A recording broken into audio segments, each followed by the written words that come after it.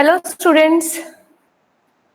Hello, काफी सारे students ने ऑलरेडी ज्वाइन कर लिया है, तो हम अपनी क्लास स्टार्ट करते हैं। ओके, सो लास्ट सेशन में हम सब ने देखा किस तरीके से हम रिएक्ट राउटर का यूज करके अपना नेविगेशन क्रिएट कर सकते हैं। हमने रिएक्ट राउटर के दोनों ही वर्जन देखे कि हम पुराने तरीके से कैसे हम अपना रिएक्ट राउटर के थ्रू नेविगेशन क्रिएट कर सकते हैं, और जो न्यू वर्जन है that is create browser router के थ्रू हम किस तरीके से अपने राउट्स क्रिएट कर सकते हैं। आई होप आप सब ने लास्ट वीडियोस देखी होंगी, रिवाइज किया होगा एंड अपने प्रोजेक्ट पे काम किया होगा। मैंने अपने प्रोजेक्ट में जो हमने प्रोजेक्ट किया था उसमें कुछ चेंजेस किए हैं। मैंने टेलविंड ऐड किए हैं, जैसे कि हमने लास्ट टाइम टेलविंड देखा था कि टेलविंड हम किस तरीके से इंस्टॉल कर सकते हैं अपने प्रोजेक्ट के अंदर। तो मैंने प्रोजेक्ट में कुछ चेंजेस किए हैं। आई होप आपने गिटहब रैपो चेक किया हो, उसमें मैंने चेंजेस अपडेट कर दिए थे। आज के सेशन में हम सीखने वाले हैं class based components.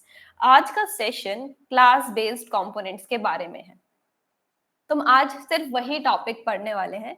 Okay, previously react में क्लास बेस्ड कंपोनेंट यूज किए जाते थे, लेकिन अब हमने सीखा है फंक्शनल कंपोनेंट। क्या क्लास बेस्ड कंपोनेंट्स हम यूज नहीं करते? अब क्लास बेस्ड कंपोनेंट्स अब यूज नहीं होते हैं, पहले हम यूज करते थे। क्योंकि क्लास बेस्ड कंपोनेंट्स में जब भी हम कोड लिखते थे, पहले जब रिएक्ट में हम ओल्ड डेज में कोड लिखते थे तो हमारा कोड बहुत मेसी हो जाता था और बहुत लेंदी कोड होता था। डेवलपर्स के लिए एक पेन था वो कि हम क्लास बेस्ड कंपोनेंट्स में अपना कोड कर रहे हैं। लेकिन रिएक्ट में जो रिएक्ट के डेवलपर्स हैं, मेटा डेवलपर्स हैं, उन्होंने फंक्शनल बेस्ड कंपोनेंट्स ऐड किए ताकि डेवलपर्स को और अच्छे से कोड करने के लिए मल्टीपल चीजें मिले, तो उन्होंने फंक्शनल कंपोनेंट्स उसमें ऐड किए।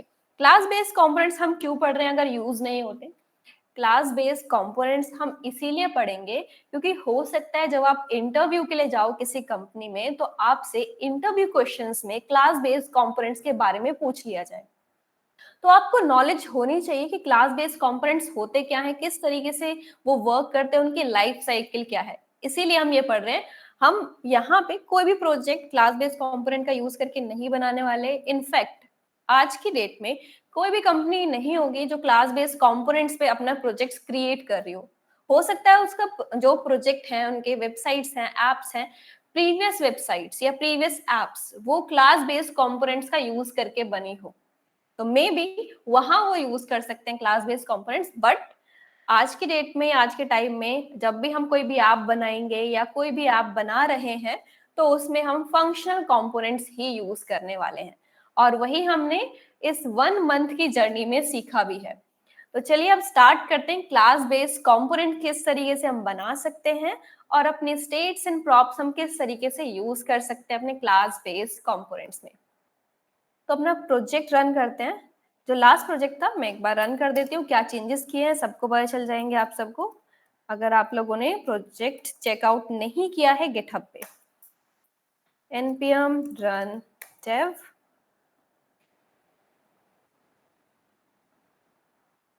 आप सबने टेलविंड एक्सप्लोर किया? मुझे एक बार चैट में आप सब बताओ कि किस किस ने टेलविंड एक्सप्लोर किया है। लास्ट टाइम हमने देखा था टेलविंड। आप चैट में लिख सकते हो यस अगर आपने एक्सप्लोर किया है, अगर नहीं किया है तो आप नो लिख सकते हो। ओके, एनीवन एल्स जिसने एक्सप्लोर किया है? देखो टेलविंड एक्सप्लोर करो, सीएसएस है। हम प्रोजेक्ट्स बनाएंगे उसके दौरान मैं टेलविंड यूज जरूर करूंगी ताकि आपको थोड़ी चीजें और पता चले। बट टेलविंड इतना मुश्किल भी नहीं है।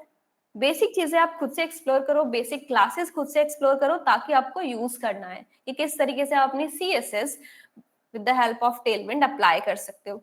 अगर आप टेलविंड यूज कर रहे हो ना, आपको खुद की सीएसएस लिखनी ही नहीं पड़ेगी। ओके, तो प्लीज उसे एक्सप्लोर करो अगर नहीं किया है तो। ओके, तो मैंने यहाँ पे क्या किया है मैं बता देती हूँ। मैंने यहाँ पे सर्च बार में सीएसएस अप्लाई की है, थोड़ा सा अच्छा बनाया है इसे। लास्ट टाइम हमने देखा था क्लासेस ऐड की थी, लेकिन मैंने वो क्लासेस चेंज की है यहाँ पे ताकि हमारे सर्च बार थोड़ा अट्रैक्टिव दिखे। साथ में जो कार्ड्स हमने बनाए थे, बहुत बेसिक से कार्ड्स हमने बनाए थे, वो कार्ड्स हमने यहाँ पे अपडेट कर दिए हैं। यहाँ पे मैंने कुछ सीएसएस लगाई है, शेडो लगाई है, होवर इफेक्ट लगाया है। ये होवर इफेक्ट आपको दिख रहा होगा, बहुत माइनर सा है। ये हमने चेंजेस किए और साथ में मैंने यहाँ पे एक फुटर ऐड किया है जो टेलविंड से ही मैंने लिया है। ये फुटर टेलविंड से ही मैंने लिया है, तो मैंने यहाँ पे एक फुटर और ऐड कर दिया है।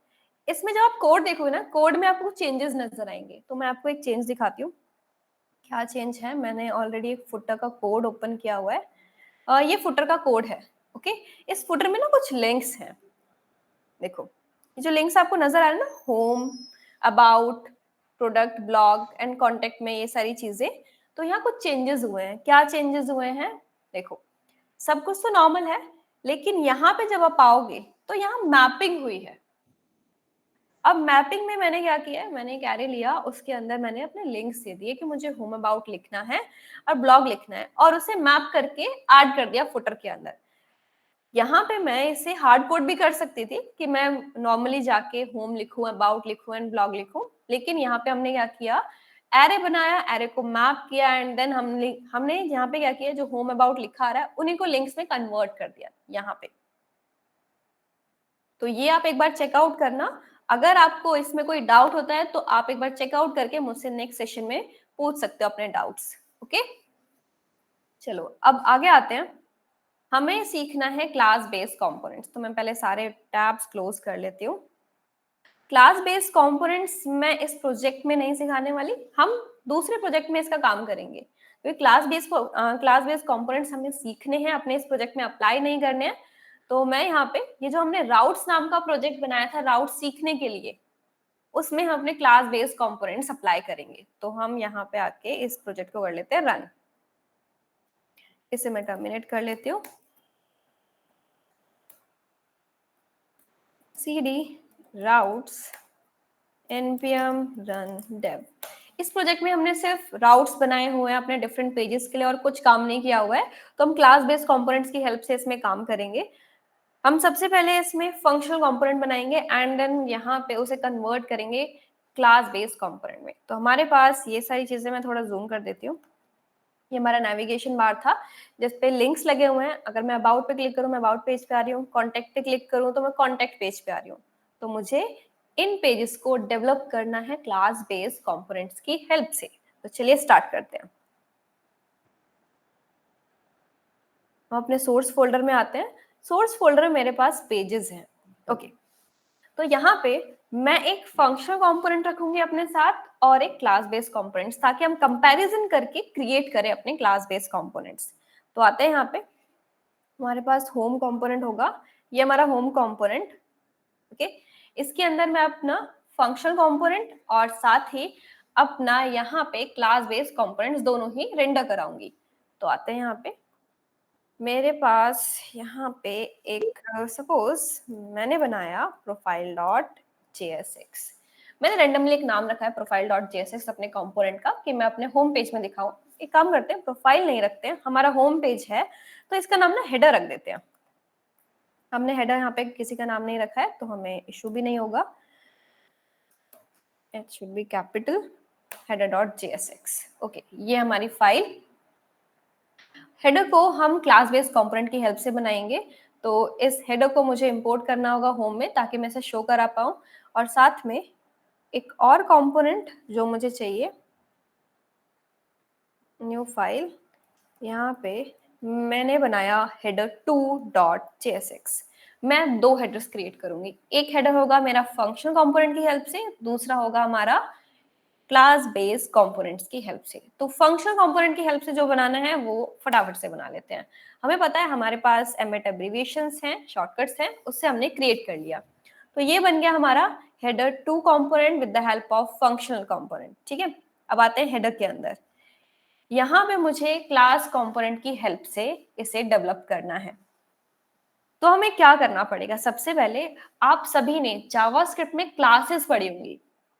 तो जिस तरीके से आप क्लास बनाते थे ना, वैसे ही हमें यहाँ पे सिंटेक्स फॉलो करना है। मैंने लिखा क्लास। अब उसके बाद जाके मुझे क्या करना है, मुझे नाम देना है। इसे हम साइड में ओपन करते हैं पहले, स्प्लिट राइट। देखो, थोड़ा सा जूम करते हैं। यहाँ पे जब भी हम फंक्शन बनाते हैं तो फंक्शन का नाम हम यहाँ पे ध्यान रखते हैं कि फंक्शन का नाम हम फाइल के नेम जैसा रखें। ताकि हमें कोई कंफ्यूजन ना हो जब भी हम इंपोर्ट करें। तो यहाँ पे भी हम वही फॉलो करेंगे कि अगर मैंने फाइल का नेम हेडर रखा है तो मैं यहाँ पे ट्राई करूंगी कि अपने क्लास का नेम भी हेडर रखूं। बट ये मैंडेटरी नहीं है, हम ऐसा इसलिए करते हैं कि जब भी इंपोर्ट करते टाइम हमें ये याद ना रखना पड़े कि मैंने इस फाइल में कौन सा फंक्शन बनाया था या कौन सी क्लास बनाई थी। अगर मैंने फाइल का नेम हेडर रखा है तो मेरे दिमाग में है कि हाँ, फाइल का नाम हेडर है तो फंक्शन का नाम भी हेडर ही होगा। ओके, तो मैंने हेडर नाम की एक क्लास बनाई। इस तरीके से हम जावास्क्रिप्ट में क्लास बनाते थे। बट ये एक नॉर्मल क्लास है, ये क्लास बेस्ड कंपोनेंट नहीं है। इसे क्लास बेस्ड कंपोनेंट बनाने के लिए मुझे इनहेरिटेंस का यूज करना पड़ेगा। जावास्क्रिप्ट में इनहेरिटेंस होता है एक्सटेंड कीवर्ड की हेल्प से। अब मुझे इनहेरिट करना क्या है, मुझे रिएक्ट से कंपोनेंट इनहेरिट करना है। पहले तो मैं रिएक्ट को इंपोर्ट कर लूं। रिएक्ट मुझे एक क्लास प्रोवाइड करता है जिसका नाम है कंपोनेंट क्लास। वो मुझे इनहेरिट करना होगा अपने हेडर क्लास में ताकि उसे मैं कंपोनेंट कह सकूं। ओके, तो अगर मैं इसे एक्सटेंड नहीं करूंगी तो मेरा कंपोनेंट नहीं बनेगा। तो पहला काम मैंने क्या किया, मैंने अपनी क्लास बनाई with the name of header. Then मैंने इनहेरिट किया रिएक्ट के थ्रू एक कंपोनेंट क्लास को। ओके, मैंने यहाँ पे रिएक्ट डॉट कॉम्पोनेंट लिखा है। आप रिएक्ट डॉट कॉम्पोनेंट नहीं लिखना चाहते हो, आप इस तरीके से करो, आपको सिर्फ लिखना है कॉम्पोनेंट। तो आपको क्या करना पड़ेगा, आपको कॉम्पोनेंट अलग से यहाँ पे नेम्ड इंपोर्ट करना पड़ेगा। दोनों चीजें सेम है, both are the same things. आप रिएक्ट डॉट कॉम्पोनेंट लिखो या कॉम्पोनेंट लिखो। अब यहाँ पे आगे आते हैं, ये बन गई मेरी क्लास। अब मुझे आगे क्या करना है, क्लास बन गई है तो इसे इंपोर्ट करके हम यहाँ पे रेंडर करा लेते हैं। मैं अपने हेडर टू और हेडर दोनों को ही यहाँ रेंडर कराऊंगी। ठीक है, मैंने लिखा यहाँ पे हेडर टू कंपोनेंट मेरा, साथ में इससे ऊपर यहाँ पे अपने हेडर कंपोनेंट को इंपोर्ट करते हैं। तो अब मैंने अपना हेडर कंपोनेंट भी कर लिया इंपोर्ट। ये ऑटो अब इंपोर्ट नहीं हुआ है तो मुझे इंपोर्ट करना पड़ेगा। मैंने यहाँ पे बोला हेडर। ओके ओके, देखो ये ना ऑटो इंपोर्ट इसलिए नहीं हुआ क्योंकि मैंने खुद एक्सपोर्ट नहीं कराया है, तो मुझे एक्सपोर्ट कराना पड़ेगा। तो हमारे पास दो चीजें एक्सपोर्ट कराने के लिए, या तो मैं डिफॉल्ट एक्सपोर्ट लिखूं या नॉर्मल। तो मैं डिफॉल्ट एक्सपोर्ट लिख लेती हूँ यहाँ पे। तो मैंने यहाँ पे लिखा हेडर को एक्सपोर्ट कर दो। अब यहाँ पे हेडर को हम एक्सपोर्ट कर लेते हैं। देखो, इंपोर्ट करने का तरीका दोनों में सेम है, चाहे वो फंक्शनल कंपोनेंट हो या फिर आपका क्लास बेस्ड कंपोनेंट्स, दोनों में मैंने कुछ चेंज नहीं किया। बस यहाँ पे नेम्ड इंपोर्ट है, यहाँ पे डिफॉल्ट इंपोर्ट है, और कुछ भी नहीं है। मैं टैग की तरह यूज करती थी कंपोनेंट्स को, वैसे ही यूज किया है। एक बार चेक कर लेते हैं कि वो मुझे अभी क्या शो कर रहा है। देखो, आपका जो क्लास बेस्ड कंपोनेंट्स है वो कुछ भी रिटर्न नहीं कर रहा है, अभी के लिए खाली पड़ा हुआ है। तो यहाँ पे आते हैं, फिलहाल के लिए मैं होम पे चलती हूँ। होम पे अभी मुझे एरर कंपोनेंट यहाँ पे नजर आ रहा है, ऐसा क्यों? चलो देखते हैं एक बार होम में क्या दिक्कत आ गई। मेरा लेआउट कहाँ है? ये हमारा layout navbar app.jsx। Okay, slash perfect. Okay, सारी चीज ठीक है। मे बी हमने यहाँ पे आके अपने हेडर में कुछ लिखा नहीं है, लिख देते हैं। तो जब भी हम अपनी क्लास बनाते हैं तो सबसे पहला हमारा फंक्शन जो जाता है दैट इज रेंडर फंक्शन। आप यहाँ पे रेंडर फंक्शन इंप्लीमेंट करोगे अपनी क्लास के अंदर। अभी जो रेंडर फंक्शन है ये रिस्पॉन्सिबल होता है आपके जेएसएक्स के लिए। जितना भी जेएसएक्स आपको लिखना है वो आप अपने रेंडर फंक्शन के अंदर लिखोगे। मैंने लिखा है कि मेरा रेंडर फंक्शन रिटर्न करेगा यहाँ पे एक h1। सिंपल, मैंने लिखा है यहाँ पे this is class based component. Okay, अब एक बार चेक कर लेते हैं कोई एरर या फिर नहीं। ओके, तो यहाँ पे होम पेज पे मेरा क्लास बेस्ड कंपोनेंट रेंडर हो गया और मुझे हेडर 2 नजर आ रहा है फ्रॉम फंक्शनल बेस्ड कंपोनेंट। तो मुझे दोनों ही चीजें नजर आ रही है। हमने यहाँ पे अपना first class based component successfully create कर लिया है। तो इतना ही सिंपल था अपना एक नॉर्मल सा क्लास बेस्ड कंपोनेंट बनाना। ओके, ये जो रेंडर फंक्शन है, मैंने ही बताया कि रेंडर फंक्शन रिस्पॉन्सिबल है आपके जेएसएक्स को रेंडर कराने के लिए। जितना जेएसएक्स आपको लिखना है वो सब आप यहाँ लिखोगे। ओके, तो सारी चीजें जितना भी आपको पी टैग लिखना है, सपोज मुझे पी टैग लिखना है, मैंने लिख दिया यहाँ पे दिस इज काउंट तो मैं जितने चाहे उतने टैग्स लिख सकती हूँ क्योंकि मैंने रिएक्ट फ्रैगमेंट यूज किया हुआ है। यहाँ पे भी हम रिएक्ट फ्रैगमेंट यूज कर सकते हैं। तो सिंपली यहाँ पे मुझे दोनों ही लाइंस मिल गई। अब आगे काम करना है। यहाँ पे भी हमने इतना ही किया हुआ है कि मुझे एक एलिमेंट चाहिए, वो एलिमेंट मैंने रेंडर करा दिया है एंड देन यहाँ पे मैंने एलिमेंट रेंडर करा दिया सेम। अभी मेरे दोनों ही कंपोनेंट सेम पेज पे हैं। यहाँ पे आगे आते हैं। रेंडर फंक्शन है, ठीक है, मुझे यहाँ पे रेंडर करा दिया एलिमेंट। अब आगे मुझे क्या करना है? आगे अगर मैं क्लास बना रही हूँ, क्लास के अंदर हमारे पास होता है कंस्ट्रक्टर। क्लास में हमारे पास होता है कंस्ट्रक्टर। आप नहीं बनाओगे नो इश्यू, बट अगर आप कंस्ट्रक्टर बनाते हो तो आपके पास यहाँ पे कुछ चीजें आती हैं। चलिए क्या क्या आती हैं? सबसे पहले हमारे पास यहाँ पे एक पैरामीटर आएगा जिसका नाम होगा प्रॉप्स। आप सबको याद होगा कि फंक्शनल कंपोनेंट में हम प्रॉप्स किस तरीके से एक्सेस करते हैं। ओके, तो यहाँ पे हम देखेंगे प्रॉप्स कैसे एक्सेस करते हैं, यहाँ पे देखेंगे प्रॉप्स किस तरीके से एक्सेस किए जाते हैं। तो ये जो मैंने कंस्ट्रक्टर बनाया है, इसमें मैंने प्रॉप्स दे दिया पैरामीटर, ये मैंडेटरी है। देन उसके बाद आप सुपर फंक्शन का यूज करोगे। अब ये सुपर फंक्शन क्या करेगा? सुपर फंक्शन आपके पेरेंट क्लास के कंस्ट्रक्टर को इनिशिएट करेगा या उसे कॉल करेगा, उसे इन्वोक करेगा। तो सुपर फंक्शन कॉल कराना यहाँ पे मैंडेटरी। अगर आप कॉल नहीं कराओगे तो आपको यहाँ पे एरर मिलेगा। रिएक्ट कंप्लेन करेगा कि आपने अपने कंपोनेंट नाम की जो क्लास को इनहेरिट किया है उसके कंस्ट्रक्टर को वैल्यूज पास नहीं किया या फिर उसे इनिशियलाइज नहीं किया है। तो जब भी आप कंस्ट्रक्टर बनाते हो अपनी क्लास बेस्ड कंपोनेंट में, आपको ध्यान रखना है कि आप हमेशा यहाँ पे सुपर मेथड की हेल्प से अपने इनहेरिट किए गए क्लास को, दैट मीन्स पेरेंट क्लास को कॉल करोगे। तो हमने यहाँ पे सुपर अप्लाई कर दिया, ठीक है, सुपर हमने अप्लाई कर दिया। अब यहाँ पे आते हैं, ये जो मेरा कंस्ट्रक्टर फंक्शन है और मेरा जो रेंडर फंक्शन है, मुझे देखना है कि कब कौन सा फंक्शन कॉल होता है। तो एक काम करते हैं, कंसोल लॉग लिखते हैं। मैंने लिखा constructor called and render function में आते हैं। यहाँ पे मैंने कंसोल लॉग दिया और यहाँ लिख दिया रेंडर फंक्शन कॉल्ड। चल के मुझे ये देखना है कि मेरा यहाँ पे कंस्ट्रक्टर पहले कॉल होता है या फिर रेंडर फंक्शन कॉल होता है। जिसने भी जावास्क्रिप्ट में क्लासेस पढ़ी हैं, जिन्हें बेसिक नॉलेज है क्लासेस की, उन्होंने देखा होगा कि जब भी हम ऑब्जेक्ट बनाते थे जावास्क्रिप्ट के अंदर क्लासेस का, तो हमारा कंस्ट्रक्टर फंक्शन इन्वोक हो जाता था ऑब्जेक्ट बनाते ही। तो यहाँ पे भी ऐसा ही कुछ होता है। यहाँ पे आते हैं, कंसोल ओपन करते हैं और यहाँ पे कंसोल में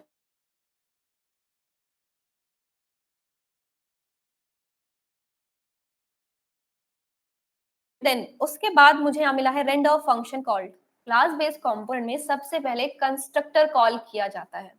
कंस्ट्रक्टर कॉल होने के बाद मुझे यहाँ पे रेंडर फंक्शन मिलेगा।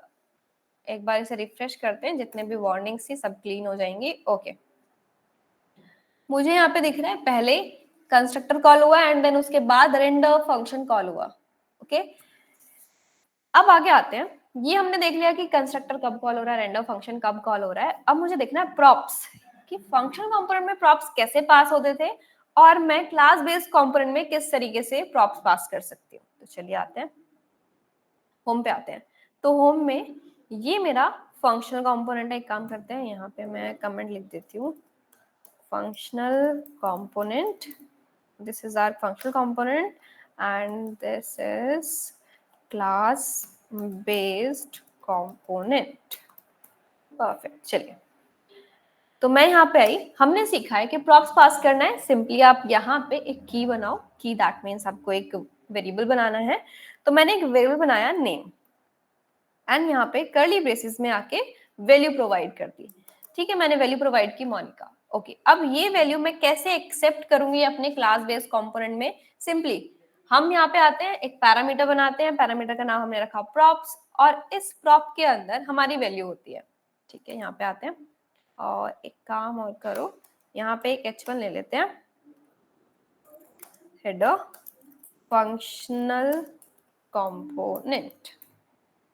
इसी के नीचे मैं h2 में यहाँ पे प्रॉप्स यूज करना चाहूंगी। तो हमने सीखा है प्रॉप कैसे यूज करते हैं। प्रॉप्स एक ऑब्जेक्ट है, तो उसके अंदर मेरा नेम आएगा, props dot name, simple.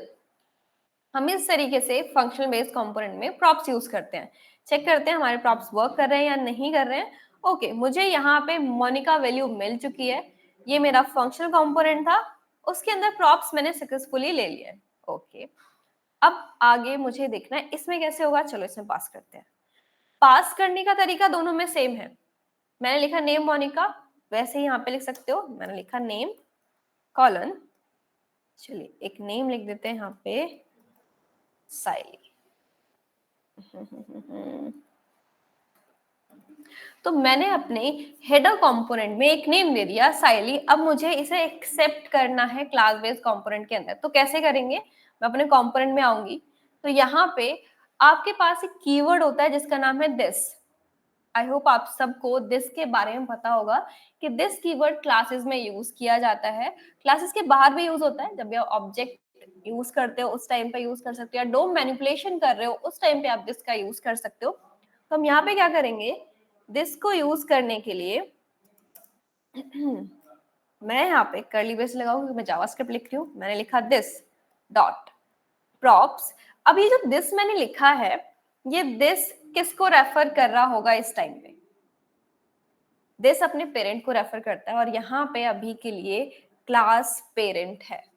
Okay, ये जो क्लास है, अगर मैं दिस पे होवर करूं, यहाँ पे अभी ये मुझे नहीं शो कर रहा है, मैं अगर दिस की बात करूं, दिस का मतलब है हेडर क्लास। ओके, दिस का मतलब है हेडर क्लास। तो यहाँ पे जब मैंने लिखा दिस डॉट प्रॉप्स, तो इसे एक ऑब्जेक्ट मिल रहा होगा, उस ऑब्जेक्ट के अंदर मेरे पास नेम आ रहा होगा, तो मुझे नेम एक्सेस करना है। मैंने लिखा this dot props dot name. तो इस तरीके से मैं अपने प्रॉप्स यूज कर पा रही हूँ। ओके, चेक करते हैं क्या ये यहाँ पे सही से रेंडर हुआ या नहीं। तो मुझे यहाँ पे वैल्यू मिली दिस इज काउंट, और उसके बाद मैंने अपना प्रॉप दिखाया था जो मुझे नजर आ रहा है, नेम साइली। तो मुझे अपनी वैल्यू यहाँ मिल चुकी है। जिस तरीके से प्रॉप्स हम अपने फंक्शनल कंपोनेंट में पास करते हैं, सिमिलर वे में क्लास बेस्ड कंपोनेंट में भी पास करना है। कुछ डिफरेंस नहीं है पासिंग में, बट जब आप उसे यूज करते हो उस टाइम पे डिफरेंस है कि मुझे यहाँ पे कीवर्ड का यूज करना पड़ रहा है, that is this keyword, this dot props dot name. अगर आपको कोई और प्रॉप पास करना है, सिमिलर वे है, आप यहाँ पे आओ, अपना एक और प्रॉप पास कर लो। सपोज मैंने यहाँ पे एक प्रॉप पास किया यूजर आईडी, और मैंने यहाँ पे यूजर आईडी दे दी साइली अंडरस्कोर 123। अब यूजर आईडी भी लेनी है मुझे, तो सिंपली मैं यहाँ पे आके इसे प्रिंट करा सकती हूँ। मुझे अगर इसी पी टैग में प्रिंट कराना है, अगेन मैं कर्ली ब्रेसेस यूज करूंगी, देन लिखूंगी this dot props dot user ID. तो मुझे यूजर आईडी भी मिल जाएगी। तो मुझे यहाँ पे यूजर आईडी मिल गई है। यहाँ स्पेस की दिक्कत है, तो आपको स्पेस थोड़ा ध्यान देना पड़ेगा। चलिए अब आगे आते हैं, प्रॉप्स हमने पास कर लिए। अब आते हैं स्टेट पे। मैं स्टेट किस तरीके से बना सकती हूँ, पहले आते हैं फंक्शनल कंपोनेंट में। अगर मुझे कोई भी स्टेट बनानी है तो सिंपली हमने सीखा है कि हम यहाँ पे आते हैं, हमारे पास एक हुक है जिसका नाम है यूज स्टेट। तो हम यूज स्टेट बनाते हैं और यूज स्टेट को इंपोर्ट करते हैं, एंड देन यहाँ पे आके अपनी एक स्टेट बना लेते हैं। तो मैंने काउंट नाम की स्टेट बनाई। अगर मुझे यूज करना है, मैंने बोला इसकी वैल्यू 1 है, इनिशियली इसकी वैल्यू 1 है, और मुझे ये रेंडर कराना है। ठीक है, रेंडर करा देते हैं। तो मैंने यहाँ पे आके काउंट को कर दिया रेंडर, तो मुझे काउंट की वैल्यू 1 मिल जाएगी। लेकिन मुझे यही सेम काम यहाँ करना है, मुझे यहाँ स्टेट बनानी है। तो मैं स्टेट कैसे बनाऊंगी, तो आइए यहाँ पे देखते हैं। तो स्टेट हम बनाएंगे अपने कंस्ट्रक्टर फंक्शन के अंदर, और यहाँ पे पहले तो ये कंसोल लॉग मैं सबसे लास्ट में रखना चाहूंगी। यहाँ पे सारी चीजें दिस की हेल्प से होने वाली हैं। तो यहाँ पे हमारे पास होता है something known as this dot state. This dot state आपके पास होगा एक ऑब्जेक्ट। चलिए ऑब्जेक्ट है, तो यहाँ पे आते हैं। इस ऑब्जेक्ट के अंदर आपको जितने भी स्टेट्स बनानी है आप बना सकते हो। मैंने बनाई काउंट नाम की स्टेट। इनिशियल वैल्यू कितनी देनी है, मैंने बोला 1 देनी है। तो ये बन गई मेरी स्टेट जिसका नाम है काउंट विद इनिशियल वैल्यू 1। तो इस तरीके से हम अपनी स्टेट क्रिएट कर सकते हैं। ओके, मैंने स्टेट क्रिएट कर तो ली है, लेकिन इसे यूज कैसे करना है? तो यहाँ पे आओ, मैंने यहाँ पे लिखा स्टेट कॉलन। मुझे स्टेट प्रिंट करानी है यहाँ पे, again curly braces. State print करने के लिए आप सीधा काउंट नहीं लिख सकते। यहाँ पे आपको क्या करना पड़ेगा, स्टेट आपकी एक ऑब्जेक्ट में है इसमें, तो ऑब्जेक्ट का यूज करो। यहाँ पे लिखना है this dot state dot count. आपको इस तरीके से अपने ऑब्जेक्ट से वैल्यू निकालनी पड़ेगी, ऑब्जेक्ट से स्टेट वेरिएबल निकालना पड़ेगा। तो मेरी स्टेट थी, उसके अंदर काउंट था, वो काउंट मैंने एज इट इज दे दिया। Let's see it is it working और नॉट। सो यहाँ पे हमें स्टेट की वैल्यू 1 मिल चुकी है। ये हमारा क्लास बेस्ड कंपोनेंट था, उसमें स्टेट की वैल्यू 1। ये हमारा फंक्शनल कंपोनेंट, उसमें स्टेट की वैल्यू 1। मुझे दोनों ही चीजें यहाँ पे नजर आ रही है। तो इस तरीके से हम अपनी स्टेट बना सकते हैं। Is it clear? जो भी अभी तक हमने पढ़ा, हमने यहाँ पे प्रॉप्स पढ़े हैं, हमने स्टेट पढ़ा, कंस्ट्रक्टर फंक्शन पढ़ा। ये आप सबको क्लियर हो रहा है? ओके, चलिए अब आगे चलते हैं। स्टेट हमने बनाई, लेकिन इस स्टेट को अपडेट कैसे कर सकते हैं? okay. अगर मैं फंक्शन कंपोनेंट की बात करूं, तो हमारे पास यहाँ पे एक फंक्शन होता है, हमें लिख देते हैं कॉमा सेट काउंट। ये मुझे हेल्प करेगा कि मैं यहाँ पे इसे अपडेट कर पाऊँ। ठीक है, मैं इसे अपडेट करके नहीं दिखा रही हूँ, आप सबको आता है कि किस तरीके से अपडेशन हो सकती है। हम सीधा यहाँ पे अपडेट करेंगे। ओके, तो मुझे यहाँ पे अपडेट करना है अपने काउंट नाम के स्टेट को, तो मैं कैसे कर सकती हूँ? ये जो स्टेट है जिसकी वैल्यू 1 है, मुझे एक बटन पे क्लिक करने पे इसकी वैल्यू चेंज करनी है। चलिए एक बटन बनाते हैं। मैंने बनाया एक बटन अपडेट स्टेट से, और यहाँ पे अपना इवेंट लगाते हैं ऑन क्लिक इवेंट। मैंने ऑन क्लिक इवेंट लगाया। ओके, हम सिंपली क्या करते हैं, फंक्शन कंपोनेंट में इस तरीके से जाते हैं और सेट काउंट लिखते हैं इस तरीके से, और वैल्यू पास कर देते हैं, ऐसे करते हैं। लेकिन यहाँ पे हम क्या करेंगे, ठीक है, हमारे पास एक फंक्शन है, हम यहाँ पे आएंगे, हमारे पास यहाँ पे होता है दिस डॉट सेट स्टेट। जैसे हमारे पास दिस डॉट स्टेट था, सिमिलर वे में हमारे पास यहाँ पे होता है एक function this dot set state. ये जो फंक्शन है, ये मुझे स्टेट अपडेट करने में मेरी हेल्प करेगा। कैसे करेगा, यहाँ पे आते हैं। मैंने लिखा दिस डॉट सेट स्टेट। इस सेट स्टेट फंक्शन के अंदर मैं अपनी वैल्यू पास करूंगी, मुझे कौन सी स्टेट अपडेट करनी है। ठीक है, कौन सी स्टेट अपडेट करनी है वो बताओ। कर्ली ब्रेसेस में मैंने आके यहाँ पे लिखा जो मेरी स्टेट है काउंट, उसकी वैल्यू पहले थी 1, मैंने बोला 2 कर दो। ये तो हो गया सर, वैल्यू 1 से 2 हो जाएगी। चलिए चेक करते हैं कि 2 हो भी रही है या नहीं हो रही है। ओके, यहाँ पे आओ, हमारे पास एक बटन है जिस पे क्लिक करके मेरी वैल्यू हो जाएगी अपडेट। चलिए देखते हैं, मैं थोड़ा सा जूम कर देती हूँ इसे। मैंने किया इस पे क्लिक, क्लिक करते यहाँ पे मेरी स्टेट हो गई अपडेट। ओके, स्टेट अपडेट हुई। एक चीज देखना आप, एक चेंज हुआ है यहाँ पे, देखना थोड़ा, इसको भी थोड़ा सा बड़ा कर लेते हैं। इनिशियली कंस्ट्रक्टर और रेंडर फंक्शन कॉल हुए हैं, मैं इसे क्लीन कर देती हूँ, अब कुछ भी नहीं है। अब मैं स्टेट अपडेट करती हूँ। स्टेट मैंने अपडेट की, स्टेट 2 हो गई, लेकिन साथ ही मेरा रेंडर फंक्शन दोबारा से कॉल हुआ है। फंक्शनल कंपोनेंट में भी सेम प्रोसेस होता था कि जैसे ही स्टेट अपडेट होगी, मेरा होल कंपोनेंट री रेंडर होगा। मेरा होल कंपोनेंट रेंडर हो रहा था, अब उसके बाद क्या हुआ, यहाँ पे भी वो सेम चीज हुई। मैंने कोई स्टेट अपडेट की, मेरा रेंडर फंक्शन अगेन कॉल हुआ। तो यहाँ पे भी वही सेम चीजें होती हैं जो आपके फंक्शनल कंपोनेंट में होती हैं। लाइफ साइकिल जैसे उनकी थी, वैसे यहाँ पे भी है। चलिए अब आगे आते हैं। हमने यहाँ पे स्टेट अपडेट की। चलिए एक वेट अ मिनट। तो हमने यहाँ पे स्टेट अपडेट की, वो जो हमारी वैल्यू थी वो हमने एक फिक्स वैल्यू दी कि मेरी जो वैल्यू है स्टेट की वो 1 से 2 हो जाएगी।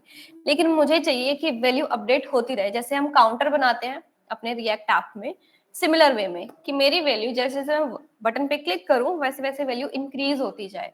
तो उसके लिए क्या करना है, उसके लिए कुछ भी नहीं, इस 2 को रिमूव करो, यहाँ पे लिखो this dot state dot count, कि जो भी आपकी पुरानी वैल्यू है वो आप इस तरीके से एक्सेस करो। अब इसमें मुझे क्या करना है, एक ऐड करना है, 1 ऐड करना है मुझे।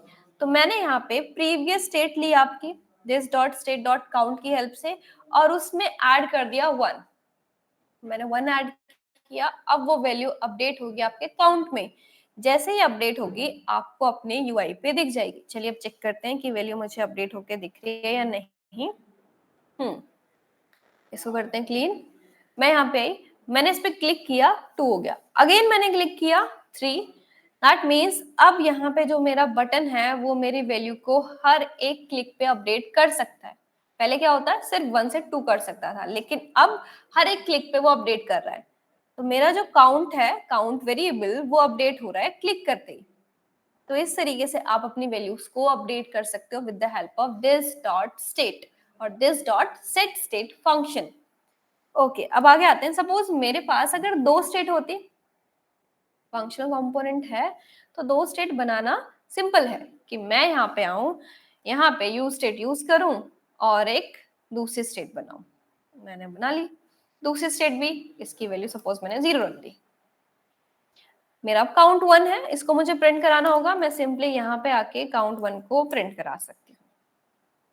काउंट 1 प्रिंट हो जाएगा, लेकिन मैं क्लास बेस्ड कंपोनेंट में एक और स्टेट कैसे बनाऊं?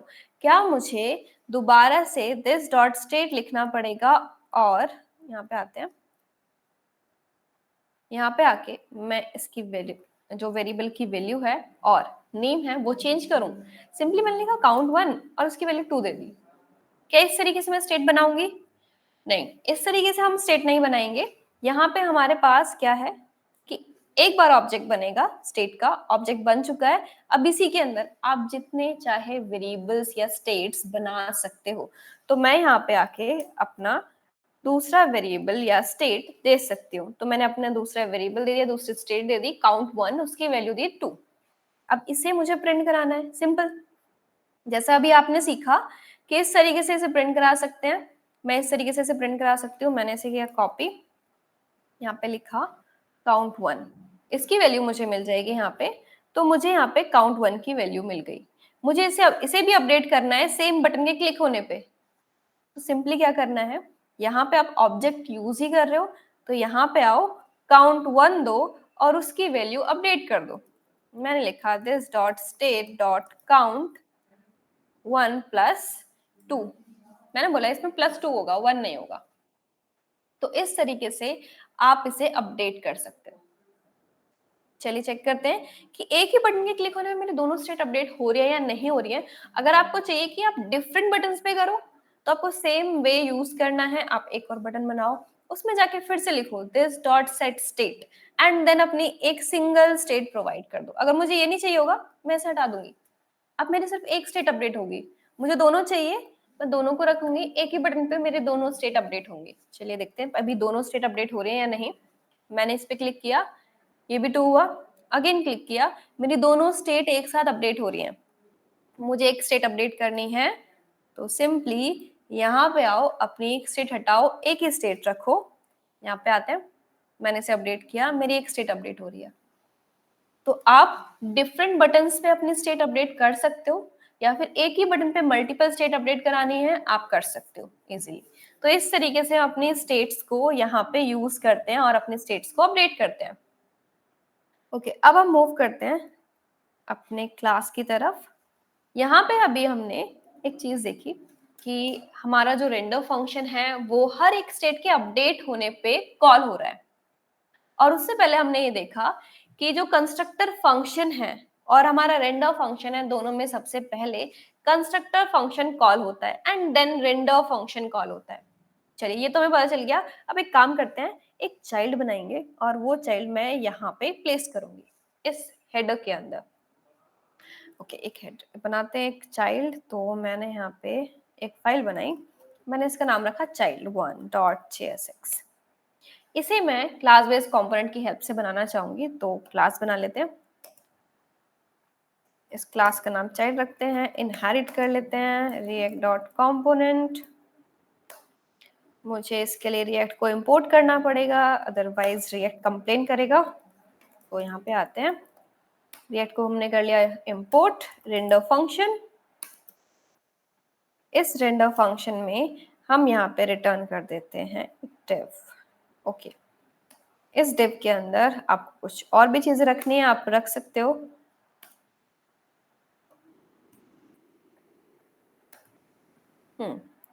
चाइल्ड कंपोनेंट, इस चाइल्ड कंपोनेंट को मुझे यूज करना है इस हेडर के अंदर। मेरे पास दो कंपोनेंट है फिलहाल, एक हेडर और एक चाइल्ड वन। दोनों ही कंपोनेंट मेरे क्लास बेस्ड कंपोनेंट्स है। अब मैं क्या करना चाहती हूँ, हेडर को पेरेंट बनाना चाहती हूँ और चाइल्ड वन हमारा चाइल्ड है ही, तो यहाँ पे आओ इंपोर्ट करो इसे। मैंने यहाँ पे किया इंपोर्ट। ओके, जो चाइल्ड है वो मैंने एक्सपोर्ट नहीं किया है तो मुझे ऑप्शन भी नहीं मिल रहा है, बार बार इस चीज को भूल जाती हूँ। चलिए आते हैं, इसे करते हैं एक्सपोर्ट डिफॉल्ट और चाइल्ड। चलो ठीक है, इसे एक्सपोर्ट कर लिया। हेडर में आओ, इस होम को भी रिमूव कर दो, इसे भी रिमूव करो, इसे भी। ओके, इसे इंपोर्ट करना था, इंपोर्ट कर लेते हैं। मैंने चाइल्ड वन को इंपोर्ट कर लिया। चाइल्ड वन के अंदर मैंने जो क्लास का नाम रखा है वो चाइल्ड रखा है। ध्यान रखना, मैंने मेरा जो क्लास है और मेरा जो फाइल का नेम है दोनों डिफरेंट है फिलहाल के लिए। ओके, आप सेम भी रख सकते हो, नो इशू, इससे हमें कुछ नहीं करना है। वो बस मैंने चाइल्ड रख दिया है, उसका नाम चाइल्ड वन नहीं रखा है। अब आगे आते हैं, मुझे यहाँ पे इस चाइल्ड फंक्शन को यूज करना है। चाइल्ड फंक्शन नहीं, चाइल्ड कंपोनेंट। मैं यहाँ पे आई, मैंने लिखा यहाँ पे कि हमारा चाइल्ड कंपोनेंट रहने वाला है। चाइल्ड कंपोनेंट मैंने यहाँ पे ऐड कर दिया। अब ये जो मेरा चाइल्ड कंपोनेंट है, पहले तो सेल्फ क्लोजिंग बना लेते हैं। आप ऐसे भी रखो तो भी चलेगा, बट मुझे सेल्फ क्लोजिंग में ज्यादा सही लग रहा है तो मैं उसे वहां पे ऐड करती हूँ।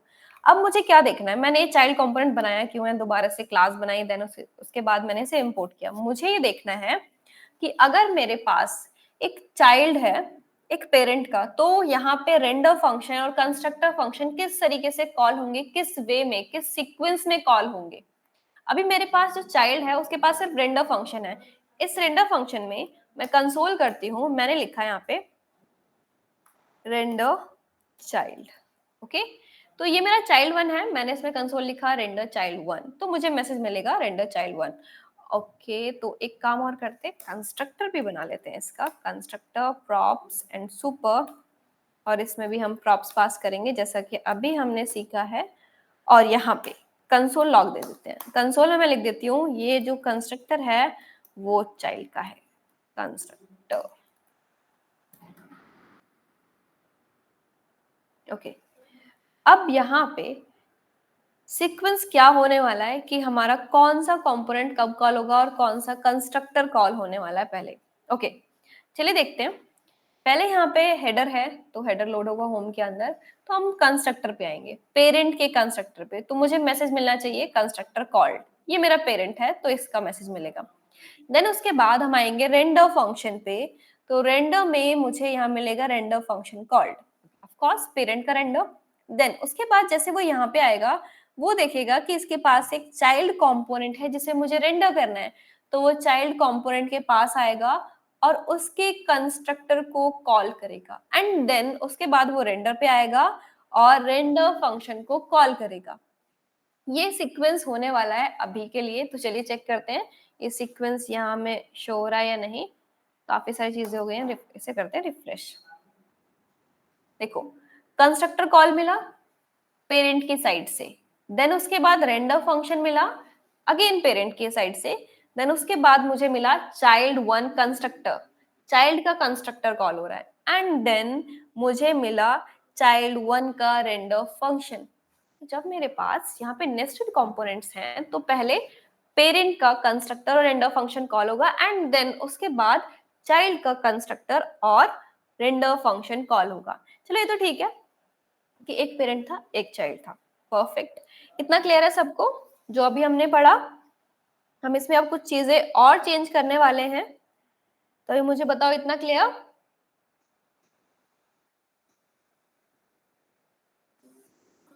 Is it clear?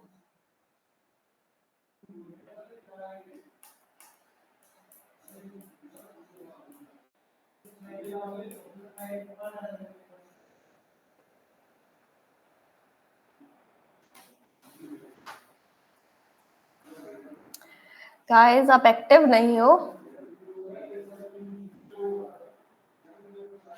Wait a minute. Okay, चलिए अब आगे आते हैं। अब यहाँ पे हम क्या करने वाले हैं, हम 2 चाइल्ड बनाएंगे अपने हेडर के। मेरे पास चाइल्ड है ऑलरेडी, तो मैं इसी चाइल्ड को दोबारा से कॉपी पेस्ट कर लेती हूँ।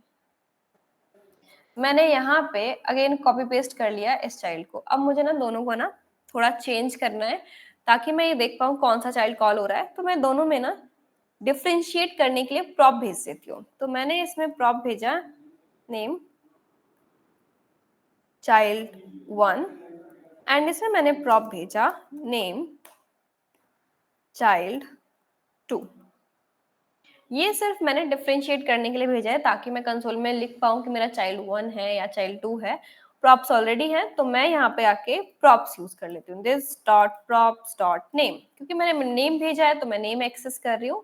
एंड देन अगेन ऑफकोर्स यहाँ पे भी प्रिंट कराएंगे this dot props dot name. Okay, तो मुझे पता चल जाएगी कौन सा चाइल्ड रेंडर हो रहा है, child1 या child2। देखो कंपोनेंट एक ही है मेरा, क्लास बेस्ड कंपोनेंट, बट मैंने उन दोनों में प्रॉप भेज दिए हैं ताकि मैं डिफरेंशिएट कर पाऊँ प्रॉप्स की हेल्प से कि पहले कौन सा रेंडर हो रहा है, किसका कंस्ट्रक्टर या किसका रेंडर फंक्शन कॉल हो रहा है। तो चलिए आते हैं यहाँ पे, एक बार इसे करते हैं रिफ्रेश। एक तो ये 2 बार आ गई है। एक काम करते हैं, जो हमारा स्ट्रिक्ट मोड है, मेन में आओ, स्ट्रिक्ट मोड को रिमूव कर देते हैं, हमें अभी नहीं चाहिए ये, मुझे थोड़ा क्लीन कोड चाहिए यहाँ पे। ओके, अब देखो हुआ क्या है यहाँ पे। सबसे पहले पेरेंट का कंस्ट्रक्टर कॉल हुआ, देन पेरेंट का रेंडर फंक्शन कॉल हुआ, उसके बाद यहाँ पे child1 कंस्ट्रक्टर कॉल हुआ, सेम ये हमने एक्सपेक्ट भी किया था। देन उसके बाद यहाँ पे child1 का रेंडर फंक्शन कॉल हुआ एंड देन child1 ओके मैंने child1 लिखा हुआ है, child2 का कंस्ट्रक्टर कॉल हुआ एंड देन यहाँ पे child2 का रेंडर फंक्शन कॉल हुआ। यही हमने एक्सपेक्ट किया था कि कैसे कैसे वो वर्क करेगा, इस तरीके से करेगा, और वही हुआ। अब मुझे यहाँ पे एक फंक्शन और इंट्रोड्यूस करना है क्लास बेस्ड कंपोनेंट का। अब वो कंपोनेंट क्या होने वाला है, ओके उससे पहले आप लोग मुझे ये बताओ कि हम यहाँ पे फंक्शनल बेस्ड कंपोनेंट में एपीआई कहाँ कॉल करते हैं। फंक्शनल बेस्ड कंपोनेंट में हम एपीआई कहाँ कॉल करते हैं, हम किस चीज का यूज करते हैं, किस फंक्शन का यूज करते हैं अपनी एपीआई को कॉल करने के लिए। क्लास बेस्ड कंपोनेंट में एपीआई हम कहाँ कॉल करते हैं?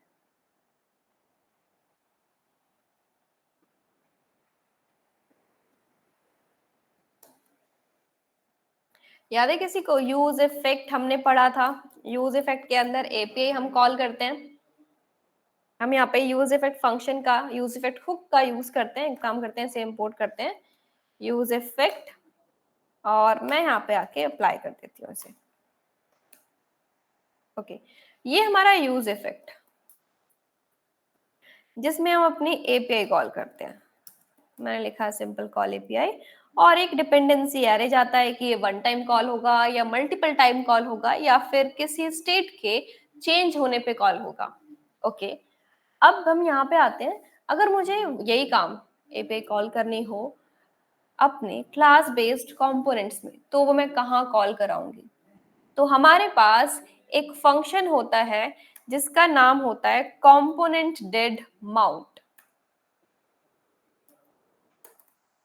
ये जो फंक्शन है ये कब कॉल होता है, अब हमें ये भी जानना है कि ये कब कॉल होता है।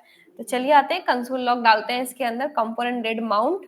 तो मेरे पास यहाँ पे कंपोनेंट डेड माउंट फंक्शन है पेरेंट के लिए, इसमें पेरेंट लिख भी देते हैं, पेरेंट। सेम काम मैं कंपोनेंट डेड माउंट चाइल्ड में भी लिखूंगी। तो मैंने यहाँ पे आके कंपोनेंट डेड माउंट लिखा। देखो कंपोनेंट डेड माउंट का मतलब क्या है, बेसिकली लोड होना या ऐड होना। यहाँ पे आते हैं, कंसोल लॉग लिखते हैं, और यहाँ पे मैं child1 ना लिख के मैं मेंशन करूंगी अपना प्रॉप जो मैं लेके आई हूँ। ओके, मैंने लिखा this dot props dot name. Okay, मैंने ये मेंशन कर दिया this dot props dot name. अब मुझे देखना है कि कब कौन सा कंपोनेंट डेड माउंट कॉल होता है। अगर मैं नॉर्मली देखूं तो कंपोनेंट डेड माउंट मेरा तब कॉल होना चाहिए जब मेरा कंपोनेंट यहाँ पे लोड हो जाए, इनिशियल रेंडर इसका कंप्लीट हो जाए, मतलब रेंडर फंक्शन के कॉल होने के बाद मेरा कंपोनेंट डेड माउंट कॉल होता है जनरली। ओके ठीक है, यहाँ पे कॉल होता है। तो अब हम क्या कर सकते हैं, यहाँ पे आओ, चेक करो कि ये कैसे कॉल हो रहा है। तो सबसे पहले ठीक है, parent constructor, parent render function, child constructor, child render function, child two. Okay, ये सारा काम यहाँ पे वो वैसे ही हुआ है जैसे पहले हो रहा था, लेकिन अब यहाँ पे कंपोनेंट डेड माउंट आया है चाइल्ड वन का। Component dead mount child one का आया एंड देन उसके बाद कंपोनेंट डेड माउंट आया चाइल्ड टू का। उसके बाद सबसे लास्ट में पेरेंट का कंपोनेंट डेड माउंट रेंडर हुआ। ऐसा क्यों हुआ? देखो, ऐसा इसलिए हुआ क्योंकि जब यहाँ पे मेरा हेडर कंपोनेंट लोड हो रहा था तो हुआ ये, ठीक है, वो कंस्ट्रक्टर पे आया, उसने कॉल किया, वो रेंडर पे आया क्योंकि रेंडर फंक्शन पहले कॉल होगा कंपोनेंट डेड माउंट से। वो रेंडर फंक्शन पे आया लेकिन उसने देखा रेंडर फंक्शन में तो चाइल्ड है, तो वो चाइल्ड के पास चला गया। वो चाइल्ड के पास आया, चाइल्ड के पास आके उसने यहाँ पे देखा कि मुझे कंस्ट्रक्टर कॉल करना है, ऑफ कोर्स उसने कॉल किया, रेंडर फंक्शन कॉल करना है, उसने कॉल किया, लेकिन अभी भी इसका भी कंपोनेंट डेड माउंट इसने लीव कर दिया। अब उसने देखा था कि मेरे पास एक और चाइल्ड है, ठीक है, दूसरे चाइल्ड के लिए आया, उसका कंस्ट्रक्टर कॉल किया, उसके लिए रेंडर फंक्शन कॉल किया। अब जब मेरा कंस्ट्रक्टर और रेंडर फंक्शन कंप्लीट हो गए, मेरे पेरेंट कंपोनेंट के भी और मेरा चाइल्ड कंपोनेंट के भी, सबसे लास्ट में जाके उसने एग्जीक्यूशन स्टार्ट किया कंपोनेंट डेड माउंट का। कंपोनेंट डेड माउंट यहाँ पे एग्जीक्यूट होना स्टार्ट हुआ चाइल्ड वन से। पहले चाइल्ड वन के लिए कंपोनेंट डेड माउंट आया, देन उसके बाद कंपोनेंट डेड माउंट आया चाइल्ड टू के लिए। उसके बाद जब ये दोनों काम हो गए, ये हेडर में मेरे दोनों ही कंपोनेंट लोड हो गए, वो आया यहाँ पे कंपोनेंट डेड माउंट पे, पेरेंट के कंपोनेंट डेड माउंट पे, जो सबसे लास्ट में एग्जीक्यूट हुआ। देखो, स्टार्टिंग से स्टार्ट करते हैं। पहले कंस्ट्रक्टर कॉल होता है, देन रेंडर, उसके बाद कंपोनेंट डेड माउंट कॉल होता है। लेकिन यहाँ पे ये पेरेंट का कंपोनेंट डेड माउंट सबसे लास्ट में क्यों कॉल हो रहा है, पहले चाइल्ड का क्यों कॉल हो रहा है, हमें ये जानना है। तो अब यहाँ पे हमारे पास एक कॉन्सेप्ट आता है component life cycle. Component life cycle class based component की एक लाइफ साइकिल होती है कि वो ऐड होते हैं, देन अपडेट होते हैं एंड रिमूव हो जाते हैं हमारी ऐप से। तो कैसे होता है, देखो यहाँ पे आते हैं, यहाँ पे लिखते हैं हम life cycle method in React. Images पे आते हैं, इमेजेस चेकआउट करते हैं। हमारे पास काफी सारी इमेजेस है यहाँ पे, तो इनमें से कोई एक इमेज ले लेते हैं। ये सबसे बेसिक, इस पे आते हैं, इसे ओपन करते हैं न्यू टैब में।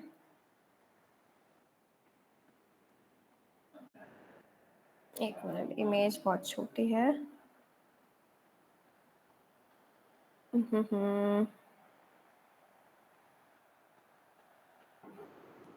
Open image in new tab. Okay, ये ठीक है, इसको करते हैं। Okay so if wait a minute, okay मुझे एक कॉल करनी है।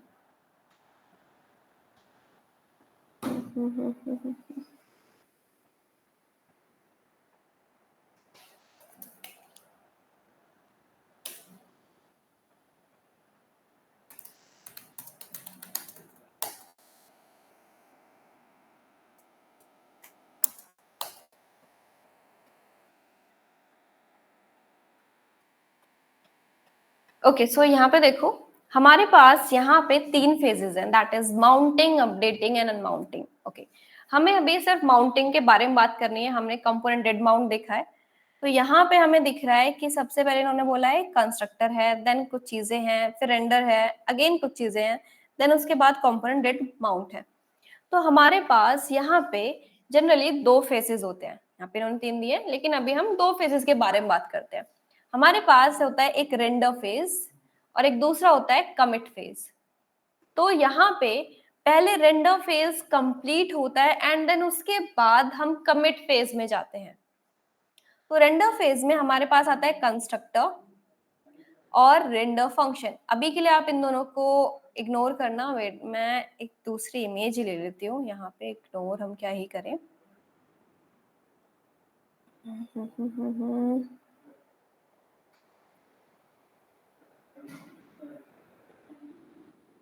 इसे ओपन कर लेते हैं इमेज को।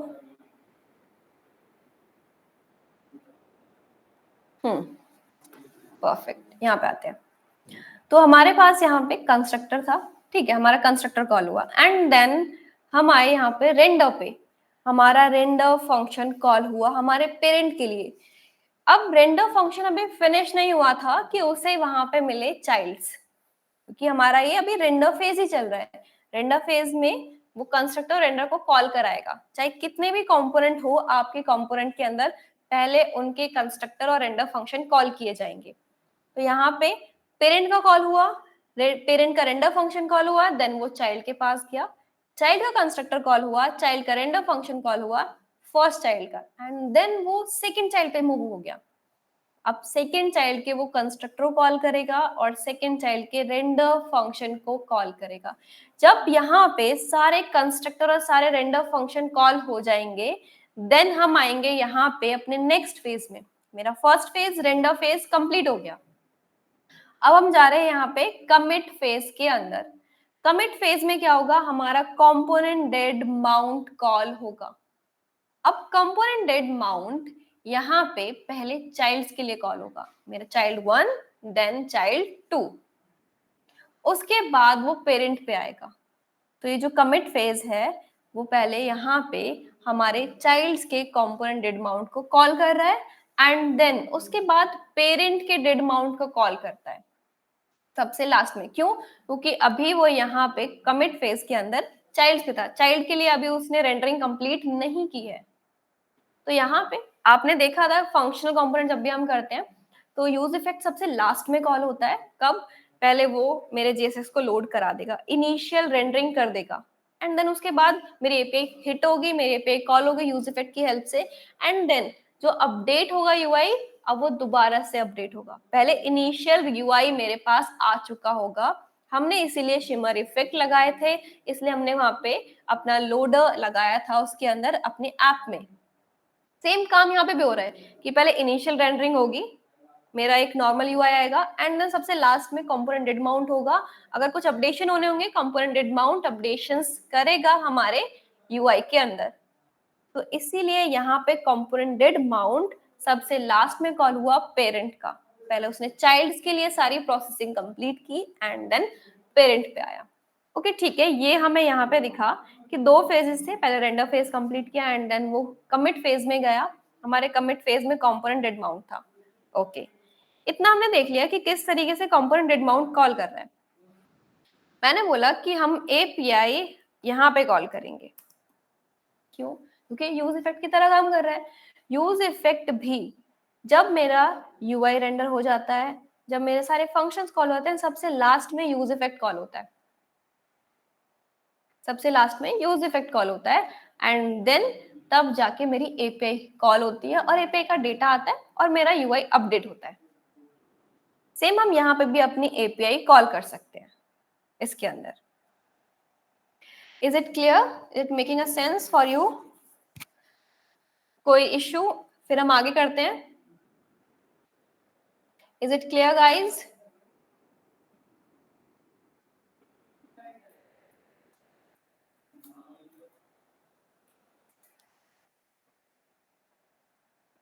ओके चलो हम आगे आते हैं। ओके आगे कंटिन्यू करते हैं।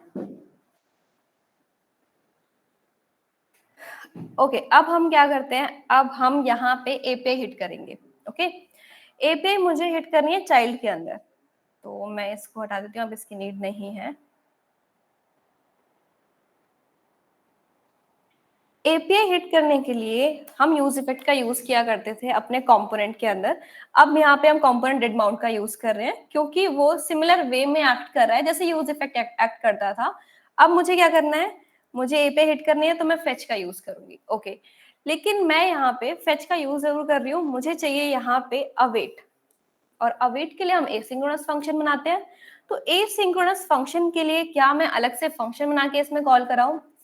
देखो, हमारे पास एक एडवांटेज होता है क्लास बेस्ड कंपोनेंट्स में कि हम अपने कंपोनेंट डेड माउंट को एसिंक बना सकते हैं। यहीं पे हमें अलग से कोई फंक्शन नहीं बनाना पड़ेगा एसिंक बनाने के लिए। अब मैंने यहाँ पे एसिंक लिख दिया है, तो मैं अवेट भी यूज कर सकती हूँ। मैंने फेच लिखा है यहाँ पे, अपनी एपीआई लेके आएंगे अभी हम। तो एक काम करते हैं, जो भी रिस्पॉन्स होगा वो इस वेरिएबल में गेट करेंगे एंड देन अवेट लिखते हैं। यहाँ पे हम फेच में अपनी एपीआई डालते हैं। चलो एपीआई लेके आओ पहले, फेक एपीआई।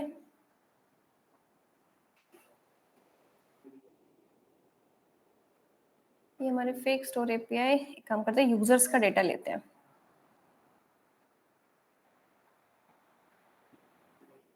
ओके, इस एपीआई को हम एड करने करेंगे। अब यहाँ पे आते हैं, मैंने इस एपीआई को डाला कॉन्स्ट। ओके, जो भी हमारा डेटा होगा वो इसके अंदर आ जाएगा, await response dot JSON. Okay, हमारा डेटा आएगा इसके अंदर। इसको मैं कंसोल लॉग कर लेती हूँ। तो मैंने कंसोल लॉग किया डेटा। अब मुझे ये चेक करना है, अभी मैं एक काम करती हूँ, मैं अपने दूसरे चाइल्ड को रिमूव करती हूँ, नहीं तो मेरी एपीआई 2 बार हिट होगी।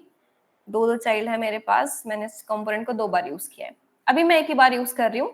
हमें समझना था कि कैसे कंपोनेंट डिड माउंट यहाँ पे कॉल हो रहा है, वो हमने समझ लिया। अब मैं एक सिंगल चाइल्ड और सिंगल पेरेंट के साथ काम कर रही हूँ। तो मैंने यहाँ पे चाइल्ड के अंदर एपीआई को कॉल कराया है। अब मुझे देखना है कि अब कंपोनेंट डिड माउंट किसका पहले कॉल होता है, चाइल्ड का पहले कॉल होता है या फिर पेरेंट का पहले कॉल होता है। अभी के लिए हमने देखा कि चाइल्ड का पहले कॉल हो रहा था। अब हम चलते हैं यहाँ पे अपने हेडर कंपोनेंट में। मैंने अपना ऑलरेडी चाइल्ड 2 रिमूव कर दिया। अब मुझे देखना है कि कौन सा कंपोनेंट डिड माउंट पहले कॉल हो रहा है। तो यहाँ पे आओ, अपने ऐप के अंदर इसे करो रिफ्रेश। ओके, सो यहाँ पे देखो, पहले पेरेंट का कंस्ट्रक्टर कॉल हुआ, देन रेंडर फंक्शन कॉल हुआ, देन उसके बाद चाइल्ड का कॉल हुआ कंस्ट्रक्टर। ओके, इतना हमने एक्सपेक्ट किया था यहाँ की ये सारी चीजें होने वाली है। रेंडम फंक्शन कॉल हुआ, इतना ठीक है। लेकिन उसके बाद कुछ चेंज हुआ है। क्या चेंज हुआ है कि यहाँ पे पेरेंट का कंपोनेंट डेड माउंट कॉल हो गया इंस्टेड ऑफ चाइल्ड। अभी हमने 2 मिनट पहले पढ़ा कि पहले कंपोनेंट डिड माउंट कॉल होता है चाइल्ड का एंड देन पेरेंट का कॉल होता है। लेकिन इस बार चीजें रिवर्स हो गई, पहले पेरेंट का कॉल हो गया। अब ऐसा हुआ क्यों? पेरेंट का कॉल हो गया, यहाँ पे आ गया एपीआई। तो हुआ ये कि जैसे ही वो कंपोनेंट डेड माउंट उसने देखा चाइल्ड के अंदर, उसने देखा कि एसिंक्रोनस फंक्शन है, इसमें यहाँ पे टाइम लगने वाला है, इसमें कुछ काम ऐसा होगा, कुछ टास्क ऐसा होगा जो यहाँ पे टाइम कंज्यूम करेगा। तो उसने उसे यहाँ पे अभी लीव किया। उसने देखा कि पेरेंट के पास जो कंपोनेंट डेड माउंट है वो अभी एम्प्टी है, उसको हम कॉल कर देते हैं पहले। अभी फिलहाल के लिए ये हुआ कि वो पहले पेरेंट का कंपोनेंट डेड माउंट कॉल करने चला गया। उसने उसे कॉल किया, वो एम्प्टी था। देन उसके बाद वो आया यहाँ पे कंपोनेंट डेड माउंट चाइल्ड में, और जो एपीआई हिट हुई उस एपीआई का डेटा हमें यहाँ दिख रहा है कि हमारा डेटा भी आ चुका है और हमारा चाइल्ड का कंपोनेंट डेड माउंट भी कॉल हो चुका है। ठीक है, लेकिन यहाँ पे देखो, जब भी ऐसा होगा कि अगर एपीआई हिट हो रही है चाइल्ड में भी या फिर आपके पेरेंट में, तो हमेशा पेरेंट का कंपोनेंट डेड माउंट पहले कॉल होगा। क्यों? हो सकता है कि आपका पेरेंट कुछ एपीआई हिट कर रहा हो और वो एपीआई का डेटा आपके चाइल्ड में भेज रहा हो। तो इसीलिए हम जब भी एपीआई कॉल करेंगे यहाँ पे, तो पेरेंट का कंपोनेंट डेड माउंट हिट होगा। अब यहाँ पे देखो कि मैंने बोला कि यहाँ पे चाइल्ड के अंदर एपीआई थी, वो एसिंक्रोनस था, इसलिए वो पेरेंट के पास चला गया। क्या मैं एपीआई हिट करूं अपने कंपोनेंट डेड माउंट में, पेरेंट के कंपोनेंट डेड माउंट में, तो क्या ये चाइल्ड में जाएगा या पेरेंट में जाएगा? अब यही मैंने आपको बोला कि वो पेरेंट को कॉल करेगा पहले। कंपोनेंट डेड माउंट किसका कॉल होगा? पेरेंट का। चलिए यहाँ पे आते हैं, इसको भी हम देख लेते हैं। अभी हमने इतना काम किया तो हमने देखा कि पेरेंट का कंपोनेंट डेड माउंट हिट हो गया पहले। मैंने अपनी एपीआई यहाँ पे भी कॉल करा दी। अब मुझे सीक्वेंस क्या मिलने वाला है, अब मुझे ये देखना है क्या सीक्वेंस मुझे पहले जैसा ही मिलेगा या फिर मुझे दूसरा मिलने वाला है। ये डेटा है ना, इस डेटा को एक काम करते हैं, यहाँ लिख देते हैं पेरेंट डेटा। ओके, मैंने इसका नाम रख दिया पेरेंट डेटा। ओके, सो अब यहाँ पे ये देखना है कि मुझे कि कंपोनेंट डेड माउंट मुझे पहले पेरेंट का मिलता है या चाइल्ड का मिलता है। अब तो मेरे दोनों ही कंपोनेंट डेड माउंट एसिंक्रोनस है। पहले सिर्फ चाइल्ड का एसिंक्रोनस था, तो वो पेरेंट पे आ गया, उसने देखा कि इसको कॉल कर देती हूँ मैं, देन उसके बाद उसका जो भी डेटा होगा वो चाइल्ड को जा रहा है या नहीं जा रहा है डजंट मैटर, लेकिन उसे पहले उसे हिट करना है। उसने कर दिया। अब मुझे यहाँ पे देखना है कि होता क्या है। अब देखो, एक बार इसे रिफ्रेश कर लेते हैं, क्लीन हो जाएगा। यहाँ तक चीजें सेम है। यहाँ पे पहले वो आया अपने चाइल्ड की तरफ, उसने चाइल्ड को कॉल किया, एंड देन उसके बाद वो आया अपने पेरेंट की तरफ, उसने पेरेंट को कॉल कर दिया। एक बार और रिफ्रेश करते हैं यहाँ पे, तो यहाँ पे अब चीजें हो गई हैं चेंज। हमें क्या लग रहा था कि वो पहले क्या करेगा, अपने पेरेंट के पास जाएगा, पेरेंट को कॉल करेगा, हो सकता है कि पेरेंट के पास जो डेटा हो वो चाइल्ड में जा रहा हो, लेकिन उसने क्या किया कि वो अपने कंपोनेंट डेड माउंट को कॉल करेगा चाइल्ड वाले को पहले। उसने चाइल्ड कंपोनेंट डेड माउंट को कॉल किया कि ठीक है, अगर मेरे पास दो एसिंक्रोनस फंक्शन है, पेरेंट के पास भी है चाइल्ड के पास भी है, तो मैं अब पेरेंट के पास नहीं जाऊंगा, मैं अब पेरेंट के पास नहीं जाऊंगा। मैं यहाँ पे एक काम करूंगा कि यहाँ पे मैं अपने चाइल्ड वाले ही कंपोनेंट डेड माउंट को कॉल करूंगा, जो भी एपीआई है पहले उसे फेच कर लूंगा। उसने उसे कॉल किया, ठीक है, यहाँ पे कॉल हुआ, एंड देन वो आया अपने पेरेंट के पास कि चलो अब अपने पेरेंट के कंपोनेंट डेड माउंट को कॉल करते हैं। डेटा आ रहा है, ठीक है, चाइल्ड में भेजना है, भेज देंगे, दोबारा स्टेट अपडेट कर देंगे या दोबारा यूआई अपडेट कर देंगे। तो यहाँ पे जो केसेस है ना वो बहुत सारे हैं, और अलग अलग केसेस में आपका कंपोनेंट डेड माउंट अलग अलग तरीके से बिहेव कर रहा है। आपका जो कंपोनेंट लाइफ साइकिल है उसमें आपका फंक्शन अलग अलग टाइम पे कॉल हो रहा है। पहले हमने बिना एपीआई के देखा, मैं एक बार और आपको बताती हूँ कि हमने क्या किया, क्योंकि ये थोड़ा सा कंफ्यूजिंग है। हमारे नोट्स कहाँ हैं?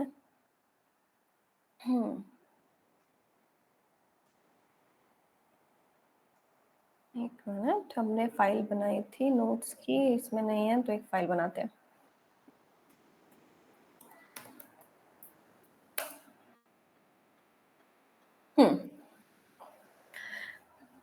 चलिए यहाँ पे करते हैं काम।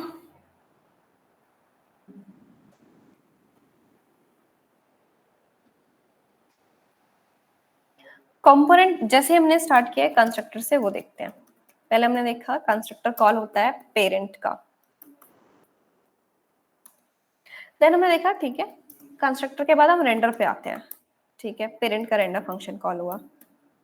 उसके बाद हमने देखा कि हम ना चाइल्ड पे आते हैं, तो चाइल्ड का कंस्ट्रक्टर कॉल होता है, फिर रेंडर है तो रेंडर फंक्शन कॉल होगा कंस्ट्रक्टर सॉरी चाइल्ड का। इतना हो गया, इतना पहले पहले जैसे चल रहा है कि पहले ऐसे ही हो रहा था, अब भी ऐसे ही हो रहा है। लेकिन जैसे ही हमने इंट्रोड्यूस किया कंपोनेंट डेड माउंट को, हमने ये सीखा कि कंपोनेंट डेड माउंट सबसे लास्ट में कॉल होता है। पहले कंस्ट्रक्टर कॉल होगा, रेंडर कॉल होगा, उसके बाद कंपोनेंट डेड माउंट कॉल होगा। ओके, ये हमने समझ लिया। लेकिन जब मेरे पास एक पेरेंट है एक चाइल्ड है, उस टाइम पे वो कैसे एक्ट कर रहा है? वो क्या एक्ट कर रहा है, पहले पेरेंट के पास जा रहा है, पेरेंट का कंपोनेंट कंस्ट्रक्टर और रेंडर कॉल कर रहा है। लेकिन जैसे ही वो पेरेंट के रेंडर फंक्शन के पास आया, ये पेरेंट का रेंडर फंक्शन है, उसने देखा एक चाइल्ड है, तो ठीक है, वो चाइल्ड के कंस्ट्रक्टर के पास चला गया। देन उसने देखा कि मेरे पास रेंडर भी है, मैं रेंडर को भी कॉल करा देता हूं, इतना काम मेरा हो गया।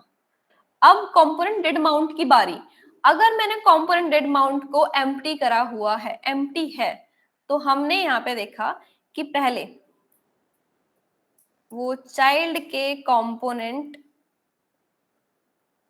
डिड माउंट को कॉल करेगा। देन उसके बाद पेरेंट के कंपोनेंट डिड माउंट को कॉल करेगा। कंपोनेंट डिड माउंट मैं शॉर्ट में लिख रही हूँ CDM। ओके, इतना हुआ। लेकिन यहाँ पे चेंजेस तब आए जब हमने ये देखा कि यहाँ पे API कॉल करनी है। ठीक है, अब मैं API कॉल करने आई, मैंने बोला ठीक है API कॉल करते हैं। तो हुआ ये कि मैंने यहाँ पे चाइल्ड के कंपोनेंटेड माउंट को एसिंक्रोनस बनाया। उस केस में ये हमारा केस 1, इसको रखते हैं केस 1। ओके, मैंने यहाँ पे इसको और थोड़ा सा चेंज करते हैं चाइल्ड के अंदर।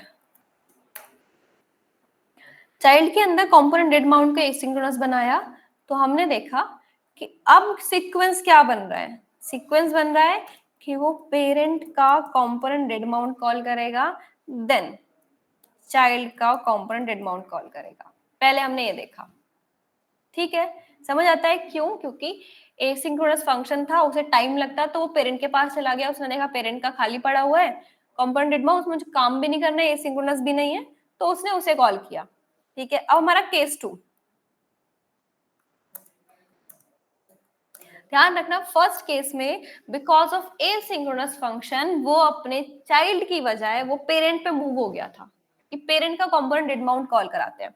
ओके, अब हम यहाँ पे आते हैं केस 2। केस 2 में उसने देखा कि पेरेंट के पास भी एसिंक्रोनस फंक्शन है, चाइल्ड के पास भी एसिंक्रोनस फंक्शन है, तो हम क्या करें, हम पहले चाइल्ड के पास ही चलते हैं और उसका कंपोनेंट डेड माउंट कॉल करा देते हैं, उसे अपडेट कर देते हैं, उसके यूआई में अपडेशंस कर देते हैं। ओके, तो जो भी अपडेशंस होंगी उसके यूआई में, चाइल्ड के यूआई में, वो अपडेट हो जाएगा। अब वो आया यहाँ पे पेरेंट के पास, तो वो आया यहाँ पेरेंट के कंपोनेंट डिड माउंट की तरफ। अब जाके वो एपीआई हिट करेगा, उस एपीआई का डेटा जहां भेजना है वहां भेजेगा और यूआई को अपडेट करेगा। इस तरीके से हमारे डिफरेंट डिफरेंट केसेस में डिफरेंट तरीके से कंपोनेंट डिड माउंट कॉल हो रहा था। थोड़ा कंफ्यूजिंग है, बट हमने यहाँ पे केसेस बनाए हैं कि किस तरीके से कौन सी चीज काम कर रही है। मुझे ये बताइए कि क्या ये आपको क्लियर हुआ? Is it clear to all or not?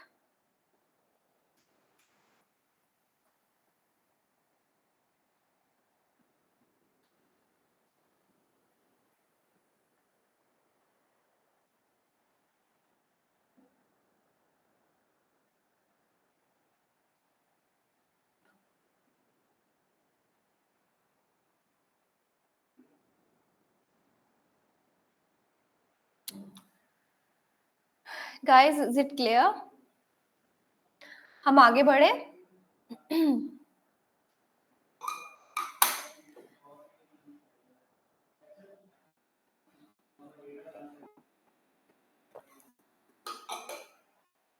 हमने यहाँ पे डिफरेंट डिफरेंट केसेस में देख लिया कि कंपोनेंट डिड माउंट कैसे कॉल हो रहा है। ओके, अब आगे आते हैं कि ये जो हमारा लाइफ साइकिल है, कहाँ गए ये, नॉट दिस वन। यहाँ पे हमने देखा कि कंपोनेंट डिड माउंट कब कॉल हो रहा है। हमने डिफरेंट केसेस बना लिए, देख लिया कि कब कब कैसे कैसे कॉल हो रहा है। अब मुझे देखना है ये सेकंड स्टेज की अपडेट कब हो रहा है, और मुझे यहाँ पे जानना है कंपोनेंट डिड अपडेट के बारे में। ओके, तो यहाँ पे देखो अपडेशन कैसे हो रही है, रेंडरिंग। जब भी आपके प्रॉप्स या स्टेट अपडेट होती है तब रेंडर फंक्शन दोबारा हिट होता है। ये तो हम देख चुके हैं कि जैसे ही मैं अपना काउंट को अपडेट कर रही थी तो मेरा रेंडर फंक्शन दोबारा से कॉल हो रहा था, मेरा यूआई अपडेट हो रहा था। ओके, एंड देन उसके बाद इन्होंने बोला है कि कंपोनेंट डिड अपडेट कॉल होता है, तो इसको यूज करके देखते हैं। तो हम आते हैं अपने कंपोनेंट में, ये हमारा पेरेंट कंपोनेंट, इसके नीचे हम अपना लगाएंगे component did update function. Okay, component did update function मैंने अप्लाई किया। मैं यहाँ पे कंसोल अप्लाई कर देती हूँ कि हमारा जो फंक्शन है कंपोनेंट डिड अपडेट वो कॉल होगा कंपोनेंट अपडेटेड। परफेक्ट। ओके, अब मुझे देखना है कि ये कब कॉल हो रहा है। कंपोनेंट डेटा अपडेट फंक्शन ये कब हिट हो रहा है। अभी लाइफ साइकिल जो हमारा डायग्राम था उसमें मैंने देखा कि जैसे स्टेट अपडेट होती है या प्रॉप्स अपडेट होते हैं तब ये कॉल होता है। तो मुझे भी जानना है कि ये क्या मेरे काउंट के अपडेट होने पे ये कॉल हो रहा है या नहीं हो रहा है। चलो आते हैं, इसको करते हैं क्लियर। मैंने इसे यहाँ पे क्लियर कर दिया है। मैं स्टेट को करती हूँ अपडेट। ये हमारी स्टेट है, इसे हम अपडेट करेंगे। मैंने इसको अपडेट किया। अपडेट करते ही मेरे पास रेंडम फंक्शन आया पेरेंट का, चाइल्ड का रेंडम फंक्शन आया और कंपोनेंट अपडेटेड मैसेज आया। कहां से? अभी जो फंक्शन मैंने लगाया था कंपोनेंट डेट अपडेट फंक्शन। तो जब भी मेरी स्टेट्स अपडेट हो रही है तब तब मेरा ये फंक्शन कॉल होता है।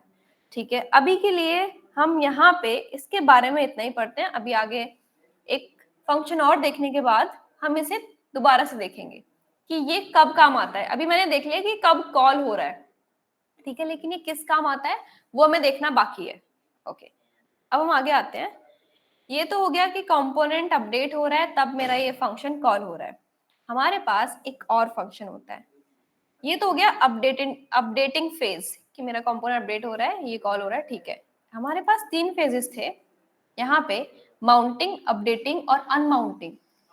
माउंटिंग हम देख चुके हैं कि जैसे मेरा कंपोनेंट रेंडर हो रहा है या यहाँ पे लोड हो रहा है ब्राउजर पे तब क्या हो रहा है, अपडेट हो रहा है। मैंने देख लिया कि अपडेट होने पे मेरा एक फंक्शन है वो कॉल हो रहा है। अनमाउंटिंग में मेरे पास एक फंक्शन है जिसका नाम है component will unmount. Component will unmount ये कॉल होगा। चलिए देखते हैं यहाँ पे ये कब कॉल होने वाला है। मैंने लिखा कंपोनेंट विल अनमाउंट। देखो अनमाउंट का मतलब है कि मेरा कंपोनेंट यहां से रिमूव हो जाएगा। ये फंक्शन तब कॉल होगा जब मेरा कंपोनेंट रिमूव हो जाएगा। कैसे? चलो एक मैसेज देते हैं। यहाँ पे हमने मैसेज दिया कंपोनेंट विल अनमाउंट, लेकिन कंपोनेंट अनमाउंट होता कब है? हमें ये भी तो पता होना चाहिए कि मेरा कंपोनेंट रिमूव कब हो रहा है। यहाँ पे आते हैं। मेरा कंपोनेंट तब रिमूव होता है जब मैं अपने एक पेज से दूसरे पेज पे मूव करती हूँ। एक कंपोनेंट से दूसरे कंपोनेंट पे। मैं अभी होम पे हूँ, मैं अबाउट पे जाऊंगी, दैट मीन्स अनमाउंटिंग हो रही है। मैं कॉन्टेक्ट पे आऊंगी, दैट मीन्स अबाउट की अनमाउंटिंग है। अब मैं वापस होम पे आती हूँ तो मेरा प्रीवियस वाला अनमाउंट हो गया। ओके, अब मुझे देखना है कि मुझे मैसेज कब मिलेगा अनमाउंटिंग वाला। तो मैं होम पे हूँ फिलहाल के लिए। मैं आती हूँ अबाउट पेज पे। जैसे ही मैं अबाउट पेज पे आई मुझे एक मैसेज मिला component will unmount. That means मेरा जो फंक्शन था कंपोनेंट विल अनमाउंट वो कॉल हो चुका है। मेरा फंक्शन यहाँ पे कॉल हो गया कंपोनेंट विल अनमाउंट। ओके, हमने देख लिए दोनों function component did update and will unmount. दोनों ही हमने देखे कब कब कॉल हो रहे हैं, लेकिन इनका यूज क्या है। चलो यूज केस देखते हैं अब। हम्म, आपके पास जो कंपोनेंट था कहाँ गया हमारा, about component, header two component, ये हमारा फंक्शन कंपोनेंट। इसको भी मैं साइड में ओपन करती हूँ। साइड आपको याद होगा कि हमने यहाँ पे एक चीज सीखी थी फंक्शनल कंपोनेंट में कि ये जो यूज इफेक्ट है इसे हम किसी स्टेट के अपडेट होने पे कॉल करा सकते हैं। जब भी मेरी कोई स्टेट अपडेट होगी, सपोज मैं ऐसे बोल देती हूँ कि अगर काउंट अपडेट होगा तो आप यूज इफेक्ट दोबारा कॉल करो, इसके अंदर जो भी फंक्शनलिटी मैंने दी है या कोड लिखा है वो दोबारा कॉल कर दो। तो ये काम मैं यूज इफेक्ट के थ्रू कर सकती थी कि जब जब मेरी स्टेट अपडेट होगी मुझे एक पर्टिकुलर काम कराना है तो वो हो जाएगा। लेकिन वही सेम काम मैं अपने क्लास बेस्ड कंपोनेंट्स में कैसे कर सकती हूँ कि जब भी मेरी ये स्टेट अपडेट होगी तब मुझे यहाँ पे एक पर्टिकुलर काम करना है। तो वो सारे काम हम कंपोनेंट डिड अपडेट में करते हैं। कैसे? एक एग्जांपल देते हैं। यहाँ पे हम कंडीशंस बनाते हैं और कंडीशन से पहले ये जो मेरे पास कंपोनेंट डिड अपडेट है यहाँ पे हमारे पास दो चीजों का एक्सेस होता है।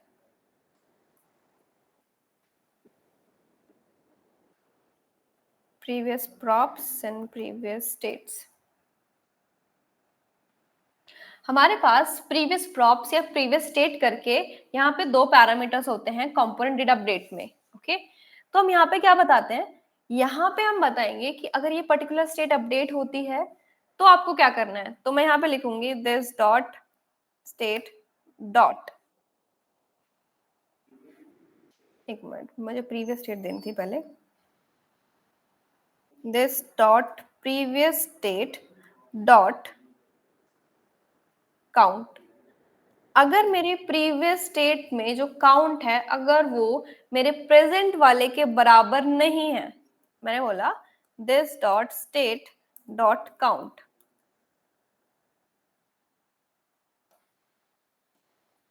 कि अगर मेरा जो प्रीवियस स्टेट है, जो मेरी प्रीवियस स्टेट है उसके अंदर जो काउंट है, अगर उसकी वैल्यू मेरे करंट काउंट के बराबर नहीं है, दैट मीन्स चेंज हो चुकी है, चेंज हो गई है, तो एक पर्टिकुलर टास्क आप यहाँ पे कर दो।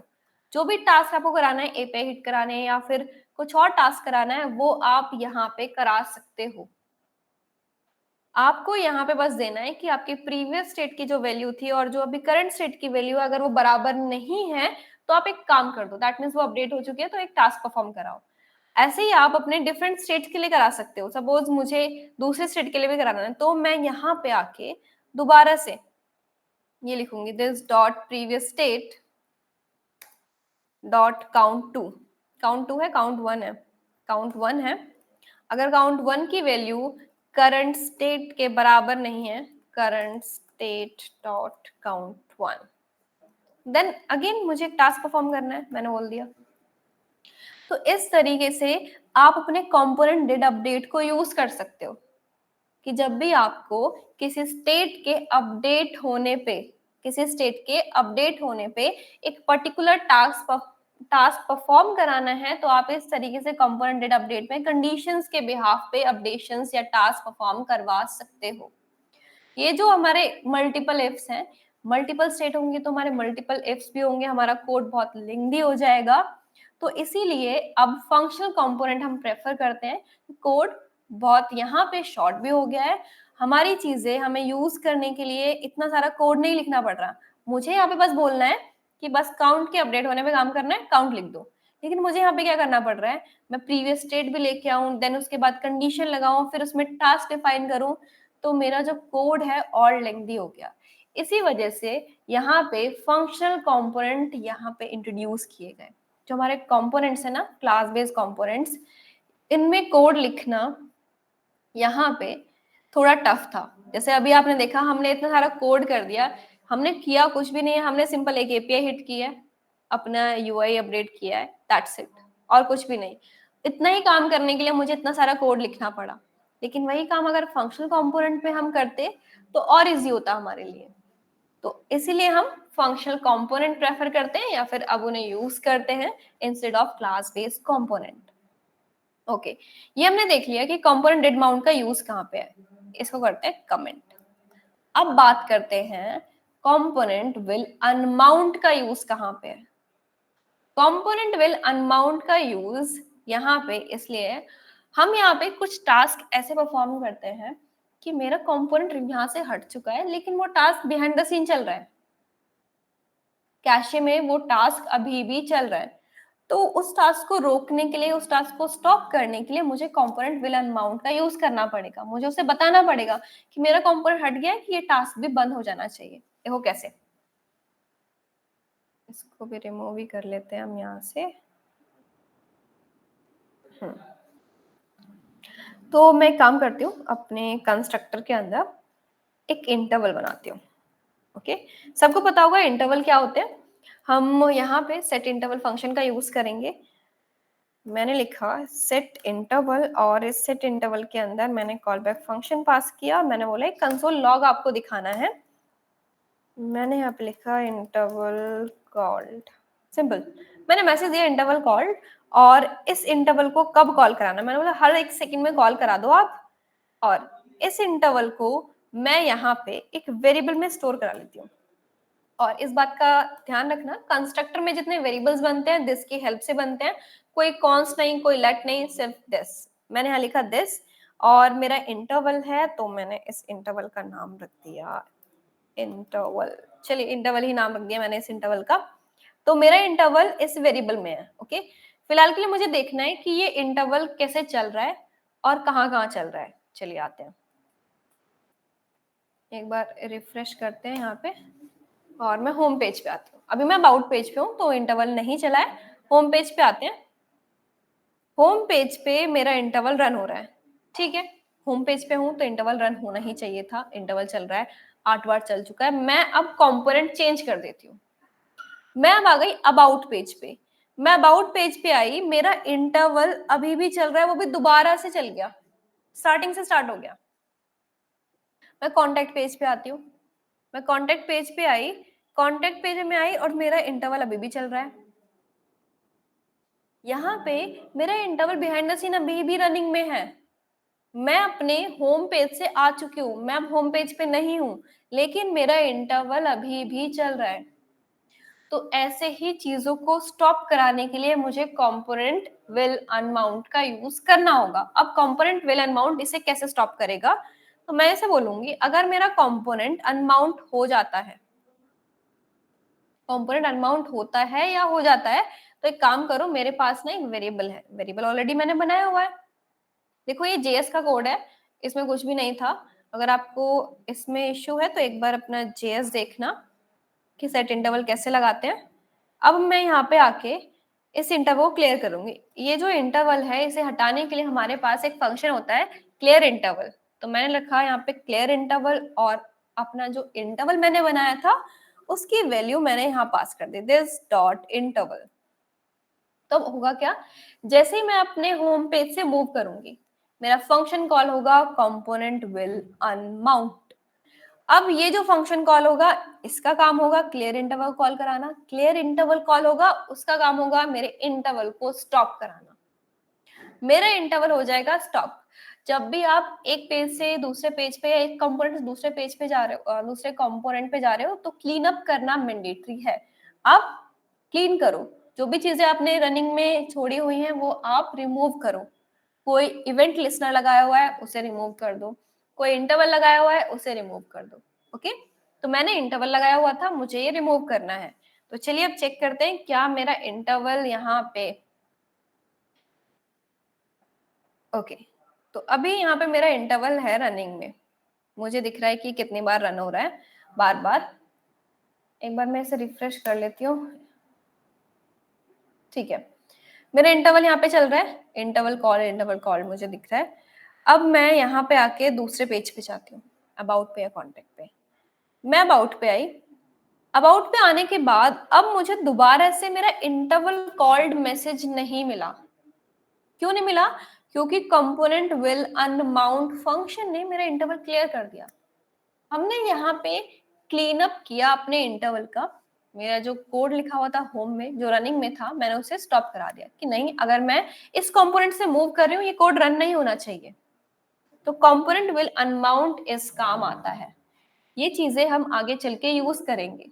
ये सेम फंक्शनलिटी हमें मिली हुई है अपने फंक्शनल कंपोनेंट में, तो हम वहां पे यूज करेंगे कि जब भी हम कोड लिखें तो अगर मेरे पास कुछ ऐसा कोड है वो रनिंग में रह जाता है तो उसे मैं क्लीन करूंगी। क्लीन अप करना मैंडेटरी है। तो इस तरीके से हम अपने कंपोनेंट विल अनमाउंट का यूज कर सकते हैं। हमारे पास यहाँ पे 3 फेजेस थे हमारे लाइफ साइकिल के, क्लास बेस्ड कंपोनेंट्स की लाइफ साइकिल के। First one is your mounting phase, second one is your updating and third one is unmounting. हमने देखा तीनों ही फंक्शंस किस तरीके से वर्क करते हैं, कब कब काम आते हैं।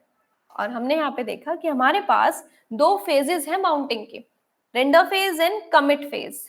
रेंडर फेज हमने देखा कंस्ट्रक्टर रेंडर फंक्शन कॉल होता है रेंडर फेज में, और हमारा जो कंपोनेंट डेड माउंट है वो कॉल होता है कमिट फेज के अंदर। और कंपोनेंट डेड माउंट कैसे बिहेव करता है डिफरेंट केसेस में वो हमने देखा कि अगर मेरे पास चाइल्ड है, पेरेंट है, दोनों के पास कंपोनेंट डेड माउंट है, वो किस तरीके से कॉल कर रहा है, किस सीक्वेंस में कॉल कर रहा है। अगर मैं एपीआई कॉल कर रही हूँ तो किस सीक्वेंस में कॉल कर रहा है। तो ये सारी चीजें थी हमारे क्लास बेस्ड कंपोनेंट के बारे में। This is all about class based component. I hope आपको क्लास बेस्ड कंपोनेंट्स क्लियर हुए होंगे। देखो ये सारी चीजें हमें आगे चल के यहाँ पे अपने प्रोजेक्ट में यूज नहीं करनी है, हम प्रोजेक्ट में यूज नहीं करने वाले क्योंकि क्लास बेस्ड कंपोनेंट अब कोई यूज नहीं करता। बट हाँ, ये जो कॉन्सेप्ट है ना, हमारे कॉन्सेप्ट यूज हो रहे हैं, हमारे कॉन्सेप्ट अभी भी यूज हो रहे हैं फंक्शनल कंपोनेंट में, बट किसी और वे में। हुक्स दिए गए हमें यहाँ पे फंक्शंस थे, हमें हुक्स दे दिए गए, यूज इफेक्ट हुक दे दिया एपीआई कॉल करने के लिए। लेकिन क्लास बेस्ड कंपोनेंट में हमारे पास कंपोनेंटेड अपडेट फंक्शन था जहाँ पे हम एपीआई हिट करते थे। अब यहाँ पे चीजें और सॉर्टेड फॉर्म में हमें दे दी गई हैं। ओके, तो ये सारी चीजें जो आज हमने पढ़ी हमारे इंटरव्यू पर्पज से इंपॉर्टेंट है, क्योंकि इंटरव्यूअर हमसे कुछ भी बोल सकता है। हमें पता होना चाहिए क्लास बेस्ड कंपोनेंट्स क्या होते हैं, फंक्शनल बेस्ड कंपोनेंट क्या होते हैं। फंक्शनल बेस्ड कंपोनेंट के बारे में तो हमें बहुत सारी जानकारी है, हम उसी पे काम करते हुए आ रहे हैं, प्रोजेक्ट्स भी हम उसी पे बना रहे हैं। ओके, आगे चल के भी जितने प्रोजेक्ट हम बनाएंगे उसी बनाएंगे। तो जो हमने आज चीजें की, ये सारी चीजें आप सबको क्लियर है? Is it clear to all? I hope ये सारी चीजें क्लियर हुई हो, आपको कोई कंफ्यूजन ना रह गई हो। इन केस अगर कोई कंफ्यूजन है तो आप अपनी वीडियोस देखो, वीडियोस एक बार रिवाइज करो वीडियोस से। ये सारी चीजें मैं ये कोड अपडेट कर दूंगी गिटहब पे, एक बार इस कोड को खुद से इम्प्लीमेंट करके देखना। जैसे आप खुद से इम्प्लीमेंट करके देखोगे तो आपको और चीजें क्लियर होंगी और चीजें आपके माइंड में रहेंगी। ओके, तो आज हम इतना ही करेंगे। आज हमें क्लास बेस्ड कंपोनेंट कवर करने थे, हमने क्लास बेस्ड कंपोनेंट कवर कर लिए हैं। बाकी नेक्स्ट सेशन में हम आगे बढ़ेंगे, अपने नेक्स्ट टॉपिक्स कवर करेंगे। ओके ओके गाइस, आज के लिए बस इतना ही, मिलते हैं नेक्स्ट सेशन के अंदर। Bye bye.